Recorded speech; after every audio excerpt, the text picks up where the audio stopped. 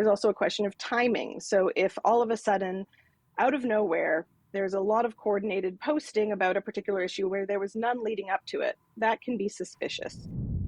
Beatrice, so great to have you on the program today. Happy to be here.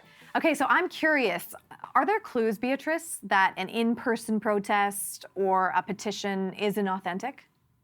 Absolutely. So I think trust and verify is a good way to approach things. So be curious, be interested, ask questions, but also see, are there any trusted organizations that are affiliated with this protest, with this petition?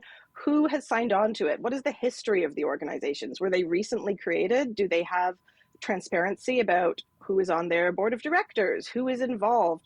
Do a little background research to understand which organizations are involved, what people are involved, and how much this particular issue has been, there's been active grassroots organizing around it. No campaign just emerges out of nothing. There's usually a strong history of activism and organizing that leads to larger protests, to petitions.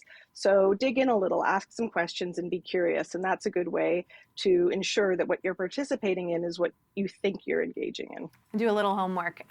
Beatrice, we just talked to a gentleman who, owns a company that hires people to protest. And he told me he doesn't even believe in the term astroturfing. What would be your response to that? I think it's an important term because it's a phenomenon that we encounter daily online. It's very likely that people will see some form of an astroturfing campaign. And by that, I think, it's mostly important because it captures inauthenticity.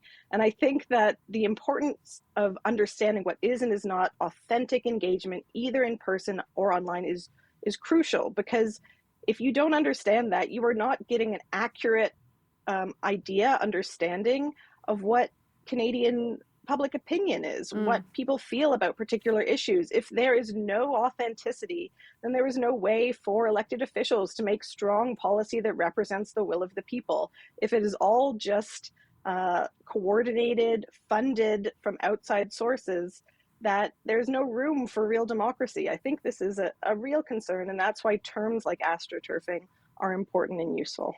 What do we need to watch for online? So there's some clues, there's some indicators. Things you can look at are there numerical numbers? Are the usernames followed by a lot of numbers? Does that correlate with recently created accounts? So accounts that were just created have numerical usernames associated with it. And are they all posting? So are these accounts that are coordinated all posting only about a single issue? There's also a question of timing. So if all of a sudden, out of nowhere, there's a lot of coordinated posting about a particular issue where there was none leading up to it, that can be suspicious. And also you can look for identical language. So if every account is posting about a topic or a person using the exact same language, that's also an indicator. But I think it's crucial to say there's no silver bullet. There's no giant pointing sign saying, this is definitely astroturfing and this isn't. We need to be really skeptical with the rise of sort of really sophisticated but easy to access AI generated technologies. We know that you could set up autonomously posting accounts that post with sophistication and at scale. So right now it's very easy, or it's easier and easier to create this sort of inauthentic engagement, to create this sort of online astroturfing. But also go offline, talk to your neighbors, talk to your friends and family and people in your community about this issue.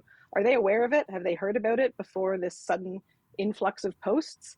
Do they care about it? And can you talk to your elected officials about this? Getting offline and having these community conversations is a great way to engage with the issues you care about. Yeah, sometimes we can just be like engulfed in it, and then we're like, oh, everybody cares about this. But until you actually talk to other people, I think that's a great point.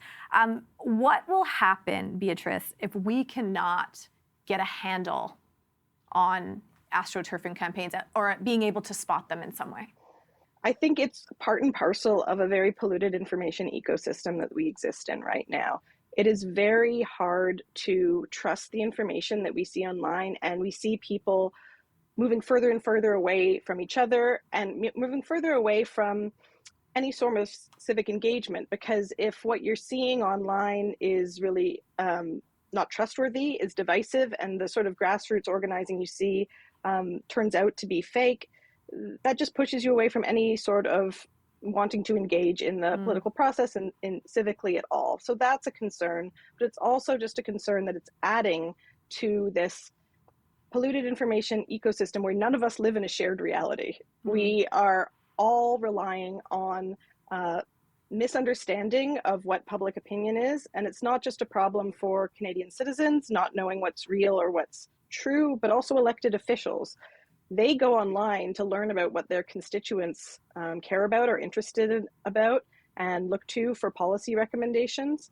If they are primarily being influenced by astroturfing campaigns, this is going to shape Canadian policy in a way that really degrades the democratic will of the people.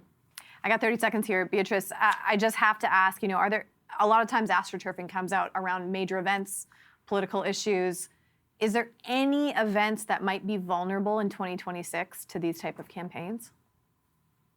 We know from research across the world that particularly events related to anti-immigrant sentiment and also LGBTQ plus issues can be a vector for astroturfing campaigns. So particularly around those two issues, I would be wary and I would look to verify the information you see online.